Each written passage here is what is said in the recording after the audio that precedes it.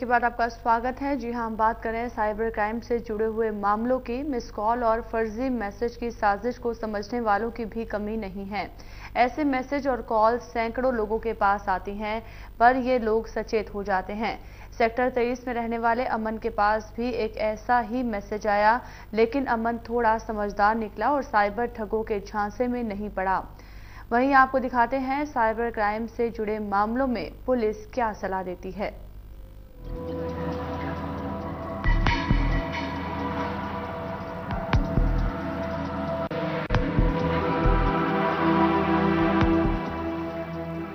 चंडीगढ़ के सेक्टर 24 की यामिनी लालच की कॉल को समझ नहीं पाई और झांसे में फंसकर 15,000 से ज्यादा रुपए गंवा बैठी। लेकिन ऐसे लोगों की भी कोई कमी नहीं है जो एक पल में पूरी कहानी समझ जाते हैं। लालच और लॉटरी की झूठी बातों से भरे मैसेज पर गौर नहीं करते और ना ही सीमा पार से आई किसी मिस कॉल का रिप्लाई करते हैं।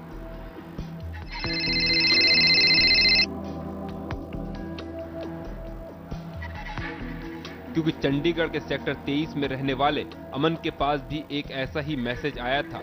मैसेज के जरिए लाखों रुपए जीतने का झांसा दिया गया, लेकिन अमन थोड़ा समझदार निकला और यामिनी की तरह झांसे में नहीं आया।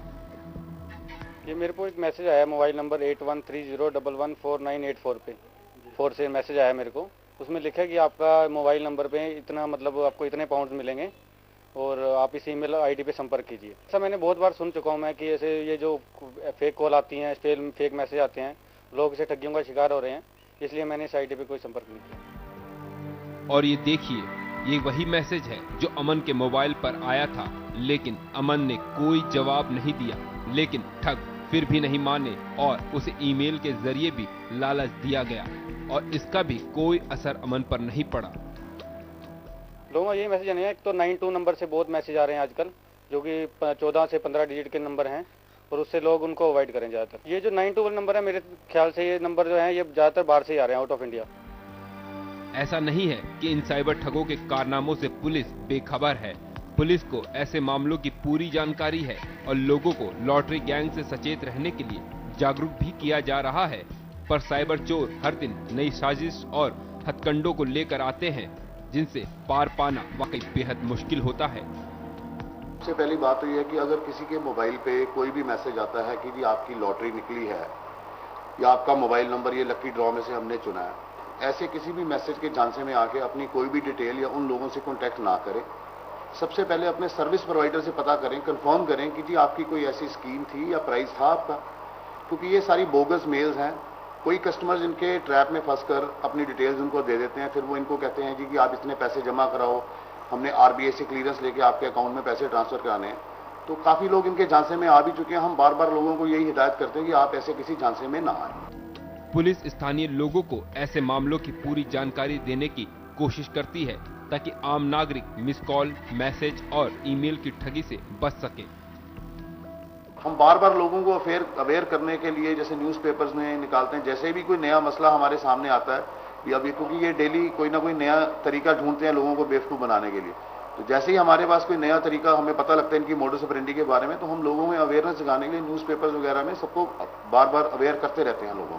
इतना होने के बाद भी कुछ लोग साइबर ठगों के झांसे में आ जाते हैं और फिर सिवाय अफसोस के कुछ नहीं बचता और पुलिस भी दिलासे का मरहम लगाने के सिवाय और कुछ नहीं कर पाती।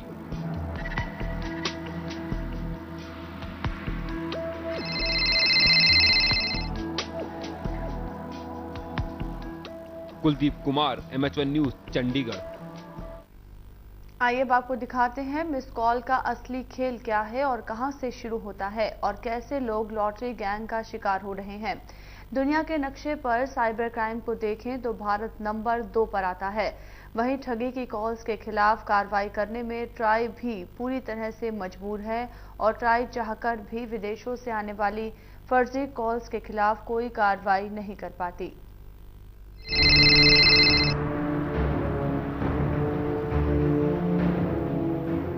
जानकार मानते हैं कि इस तरह के मैसेज या कॉल के पीछे किसी बड़े गिरोह का हाथ है, जिनका मकसद फर्जी कॉल करके लोगों को चूना लगाना होता है।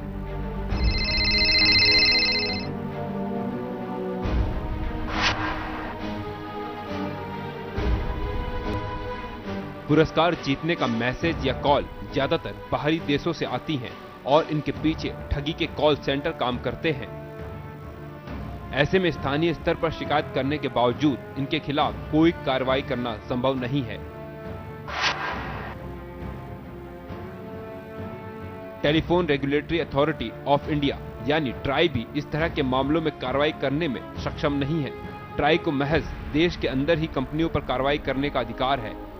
विदेशी कंपनियों पर ट्राई का कोई नियंत्रण नहीं है।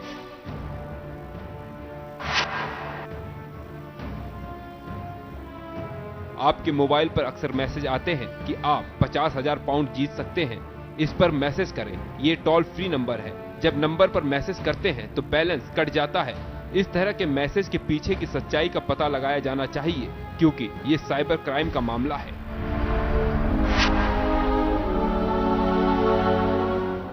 एक कंप्यूटर सिक्योरिटी कंपनी की माने तो साइबर क्राइम के मामले तेजी से बढ़ रहे हैं।